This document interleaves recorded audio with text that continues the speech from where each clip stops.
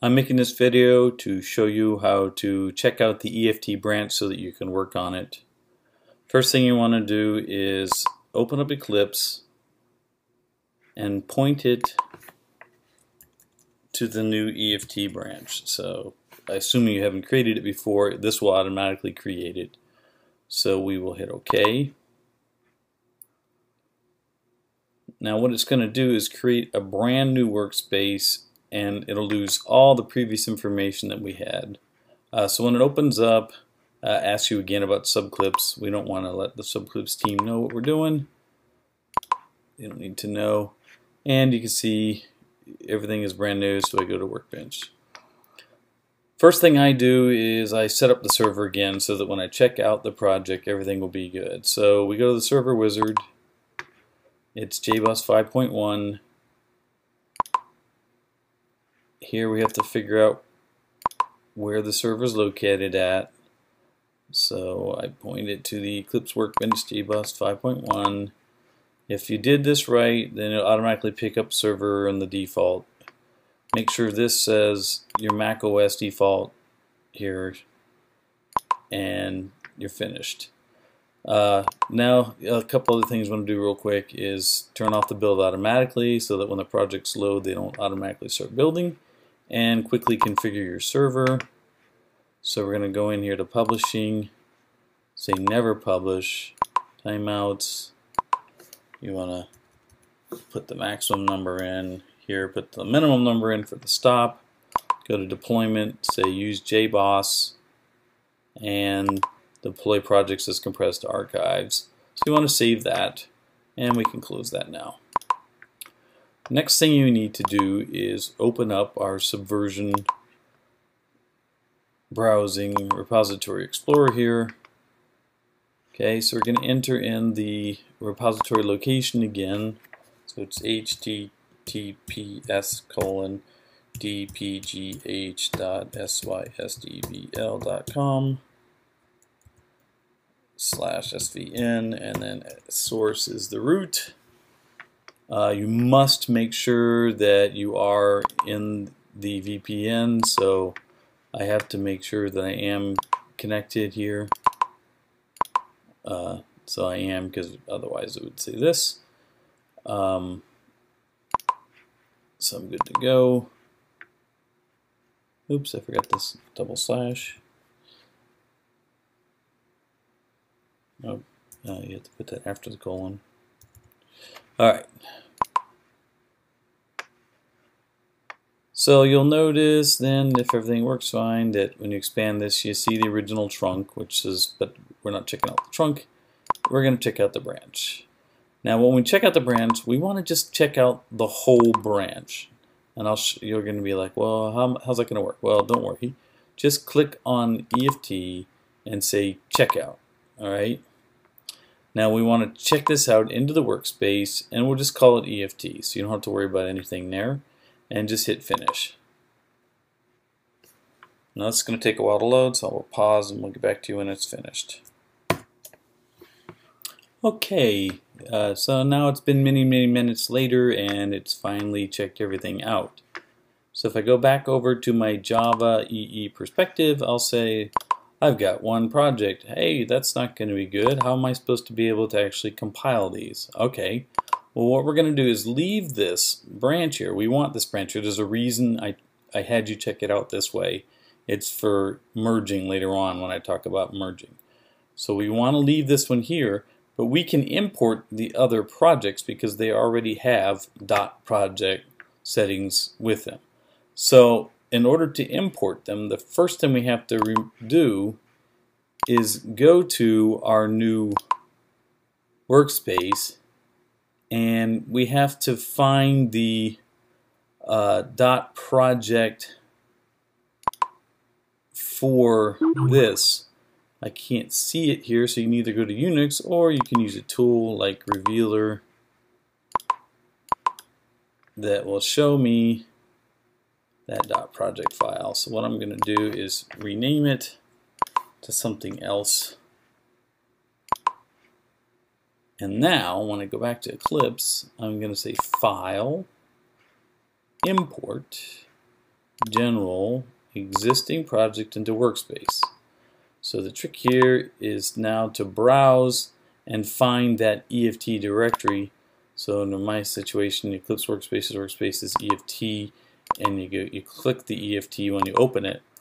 And if you hadn't removed that .project file, these wouldn't show up, because by default Eclipse will not look for projects underneath other projects. So by removing it, the other projects show up. So they're all automatically selected. I do not need to copy projects into Workspace because they're already in the workspace. So do not do that. And simply select Finish. Now you'll see all your projects show up. So the next thing you want to do before you actually compile these to make them run is there's a couple of quick preferences you want to check on here. Alright, so the first one is under Flash Builder, you want to make sure that the installed Flex SDK is 3.6a. That one's important. And the other thing you're going to want to do is under Java for installed JREs, you're going to want to, let's see, under there, execution environments, you want to click on 1.6 and make sure you select that so that it knows this is the compatible JRE for this. Alright, those should be good enough. So all you have to do at this point is simply hit project and build all, and everything should build correctly and you should be able to launch it. Now there's a trick there that you have to consider. Remember, we're using the same JBoss server. So when you want to run one environment, you want to run the EFT environment, you've got to make sure you have a different copy of the EFT database. So you're going to have to go to JBoss server deploy, default deploy, and you're going to have to adjust your MySQL DSXML file so that when you're running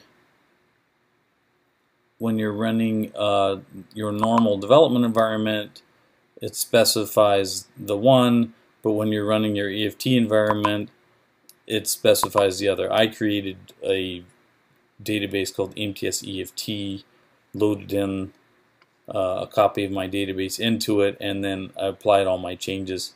I have to get you a copy of this database here soon, but just be aware that because we're reusing the same server, you can't run both servers at the same time unless you copy the server. However, oops, cancel that. I don't want that in a second. However, you may have a need to want to have both Eclipse environments open at the same time. You don't want to always have switch back and forth. So as long as your machine supports the memory, there is a trick for that. So let me close Eclipse.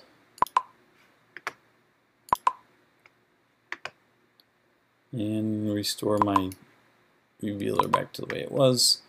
And so there's a tool called the Automator. So Automator. And what we're going to do is say Application and choose that. And then Utilities, and then run a shell script. And we drag this over. Alright, so we're going to put a shell script in here. What we're going to type is open, which opens an application. -n means open an application even if one already exists. This is the trick we have to use because Eclipse by default will not open up a new instance if one is already open. So we have to fake it out by using this command script. Now what you have to do is put a fully specified path, including the application that you want to include. So I'm going to get that here. Copy this in. Go back to my Automator. Alright, now I need to pass some arguments into this Eclipse application so that it knows which workspace to use. So --args is the opens thing that says, okay, I'm going to pass you arguments now to pass to this application. All right, and then the argument that I want to specifically pass, this is an Eclipse argument, is dash data, and what I want to pass is the location of the workspace for the EFT environment. So now what this is going to do is open up a new instance of the Eclipse application, even if one is already running, passing it the argument to use this workspace. So I save this.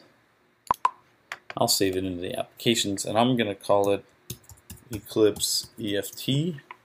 I'm going to say, oops, and I did this last time too, so I'm going to cancel, and I'll call it EFT Eclipse. Oh, no.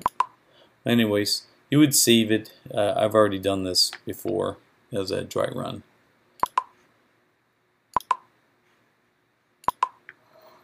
So now that's in there, you can then take it and you can drag it down to your dock so that it's able to run.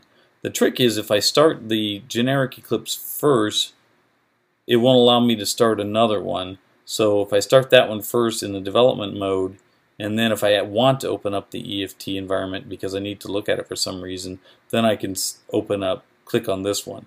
But if Eclipse has not been open and you open up this one first, this one will not work because it knows that it's Eclipse.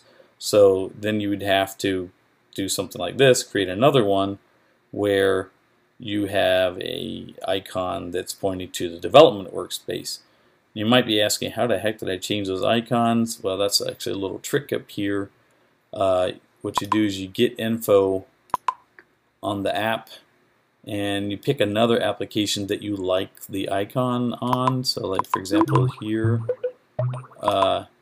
you go up, you select the icon, Command C, you go to the application that you want to replace the icon on, Command V. I've now replaced the icon for that application, so now it will look differently. You can see it updated here. And if you were to, sorry, where did it go? There it is. And when this refreshes, as soon as I click on it, it'll refresh. And so that's how we do everything. So that's everything you need to know to get your branch set up and running.